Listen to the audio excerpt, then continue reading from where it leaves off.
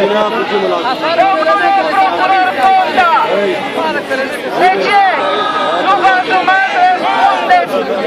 De ce nu vă asumați răspunderea la contractele și clauzele secretificate ale contractelor? Iată deși Roșia Montană și vrem liber în diaspora!